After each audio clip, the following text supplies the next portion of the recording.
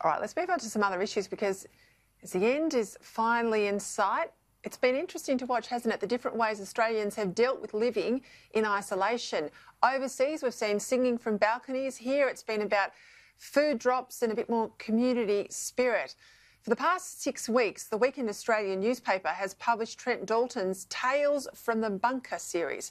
It's a considered look to find the sort of silver linings that have come out of this crisis. Now, I know him as an award-winning journalist, but many of you will probably know Trent best from his debut novel, the critically acclaimed Boy Swallows Universe. In September, his latest novel, All Our Shimmering Skies, will also hit the shelves. Trent joins me now from Brisbane. Great to have you on the show, Trent. My viewers, they love a book. I'm sure many of them have read your debut novel. We're critically acclaimed. Well done on that. I've been reading your series and following the way in which you've tried to pull out where this national test of character has landed us. Now, coming to the point where we are tonight, where we look like we might start to get out of jail here, what have you observed in homes, communities, neighbourhoods over the last little while? Oh, Peter, firstly, thank you so much for having me. It's so great to be talking to you, and thank you for mentioning my books, and to all, those people out there watching that. That's really great. I love what you just said, a test of character. Hasn't it been just that? I felt like it started as a test of my character. That's where that series in the Weekend Ozmag started. I was probably just like the rest of Australia. As Jane beautifully mentioned before, there was that period. You'll remember it. There was about that week. It was about a week, and I think it all started to reach kind of critical mass for us all. We started to see. Personally, I was watching too much news. I saw this poor bloke. He was squirming on the streets of Indonesia. It was a public thoroughfare in Indonesia, and the cameraman on the news agency was taking the footage, was just not moving, and no one could help the guy. And he was clearly coughing and really feeling the symptoms of COVID-19. And that stayed in my head. That really, I sort of didn't, I was watching it too late, and it stayed in my head for, woke me up during my sleep. And I was like, I'm thinking about this too much. And I started thinking about my mum, right? She's a smoker, and, I was worried about the effects on her, and she lives by herself, and she's like in her mid-60s. And I started thinking about her, and then I'd think about my daughters, and I was just overthinking it, Peter. And I got up one morning, and I just started writing these series of pieces, and they were called Tales from the Bunker. And absolutely, it was me testing the waters and trying to get a sense of what is going on out there.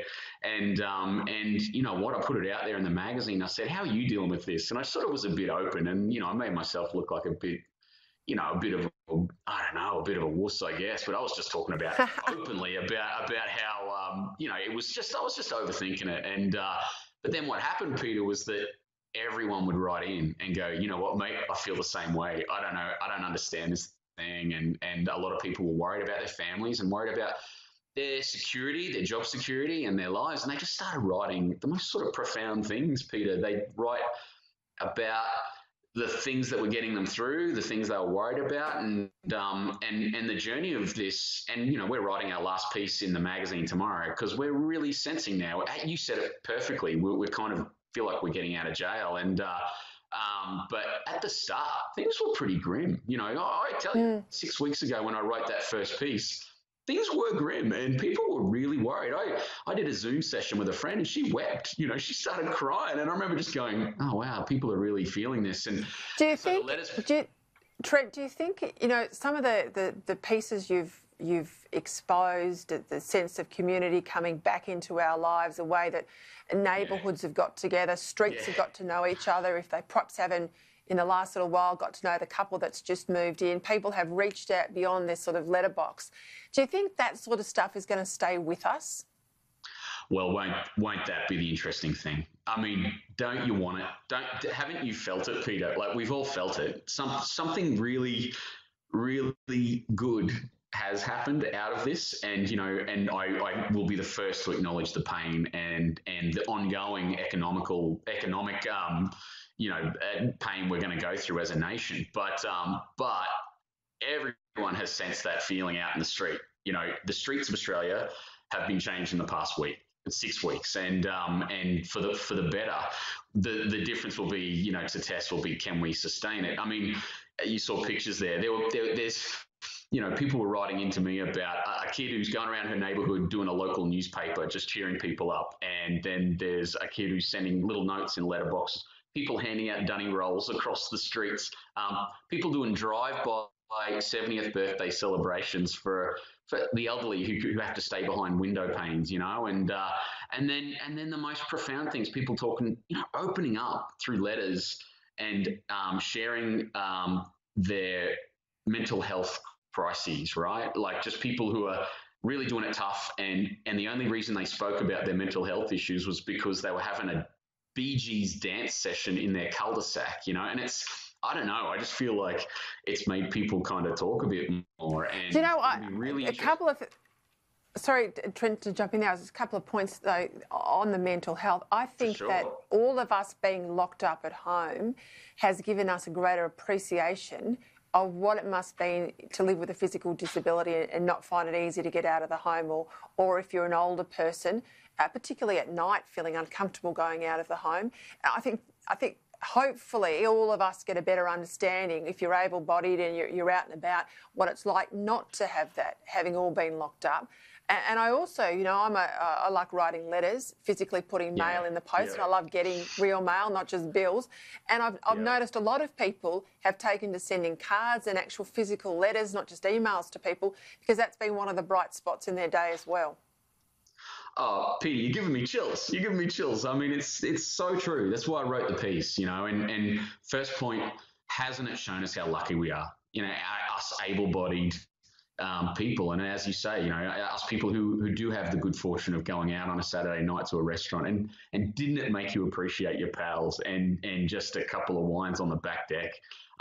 But the power of writing, I tell you, Peter, I've seen it writ large. I mean, we put this word out there. I swear we're pushing past 650, and it's not even just letters. They're stories, and people are just taking the time, and they're writing things in like, Trent, I need to tell you what it feels like to do a Zoom marriage counselling session, and the pain it feels like when you turn the Zoom off and it's just you and your husband there dealing with isolation and a bad marriage and COVID-19. And then someone says, oh, Trent, I need to tell you about what it's like to be further isolated in my bubble with my disabled child and with my daughter who's been brain damaged for the past 4 years. And that bubble that was already small enough has just enclosed even further. And so what I've realised, Peter, is that if there were problems, this COVID-19 just reached in and magnified them dramatically in our homes. And if things were working good, you realise that you could value that goodness and really realise how lucky you are. So it kind of enlarged everything. It enlarged the bad stuff and it sort of really illuminated the good stuff. And it's been such a joy. Yeah, I mean, this bloke wrote to me and he says, I've got this foster kid, 2 foster kids, a brother, 9-year-old boy and his 11-year-old sister who's disabled. Kid was looking for, a lot of troubles. This kid, he comes from, horrendous sort of life, up until the guy lucky enough to move in with this family. And he said, COVID-19 brought this kid back. He was doing really, really well, and it just sort of brought him back a bit. And he was so looking forward to going to this place called Robe in coastal Adelaide. Oh yeah, Robe in coastal South Australia. Yeah. South Australia, right? You know it, and they couldn't get there because of COVID-19. So this foster parent says to the whole street, he says, will you do me a favour and would you help me recreate Robe in our little suburban street? Every neighbour says, done, whatever we can do. So all these people, they wake up on a Saturday morning, there's signs up going, welcome to the Robe Tourist Park. And this foster kid comes out beaming, right? And then all the neighbours are walking past this kid. And they're going, couldn't get a better story. How's the scenery? Couldn't get a better story. Stuff. Well, I hope there's a book in all of this because I think the social history of COVID-19 has to be recorded as well as everything else. And you're the man to do it, I reckon. I love that. Got to leave it there. Oh, Peter, I look forward to your piece tomorrow in the Weekend Oz, but thank you for your time tonight, Trent Dalton. Thanks for the chat. You have a great night. Thanks.